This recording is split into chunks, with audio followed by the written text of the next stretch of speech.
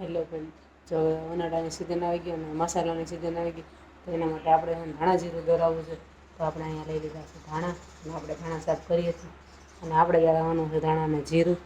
તો અહીંયા આપણે એને જીરું લઈ લીધું છે. જીરાના અત્યારે 300 રૂપિયા ભાવ છે. આપણે મસાલા દોરાવવા માટે જીરું સાફ કરવા બેસી ગયા છે અને ધાણા સાફ કરવા બેસી ગયા છે. ચાલો હવે આપણે મસાલા કરવા જવું છે. તો આપણે ચાલો એમાં તો જે આપણે આ ધાણા છે ને સમા કરવા બેસી ગયા છે.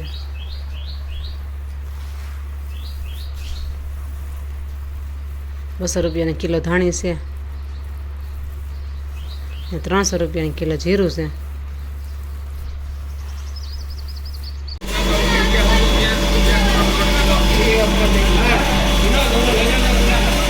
ધાણે મરચા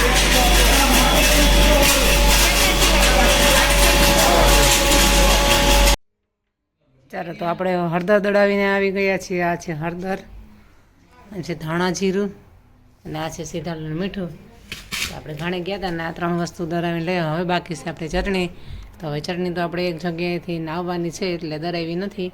જોઈએ હવે નહીં આવે તો દળાવશું. તો અત્યારે આપણે આ ઉનાળાના સિઝનમાં મસાલા આપણે તૈયાર કરી લીધા છે. હવે આપણે આને બરણીમાં કેવી રીતના ભરશું એ પણ તમને હું આગળ બતાવીશ.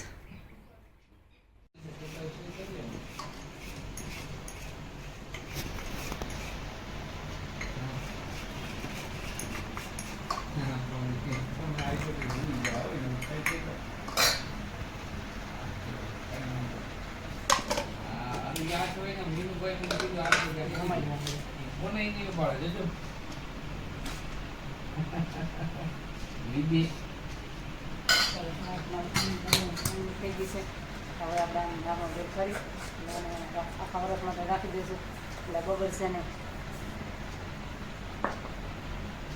બીજા મામા હવે આપણે ને ધાણા જીરું ભરવાનું છે. ચોખ્ખું છે ને તડકે રાખીને કાઢીને ભરવાનું ભરવાનું છે. આપણે ધાણા જીરું કરીશું અને આપણે આ રાઈ પણ 500 ગ્રામ લઈ લઈશ તો એ પણ આપણે આમાં ભરી દઈશું.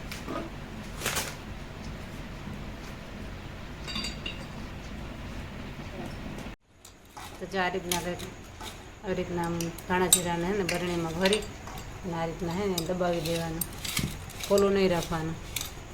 એટલે તમારું આ ધાણા જીરું આખું વરસ આવું આવું રહેશે, બગડીશે નહીં.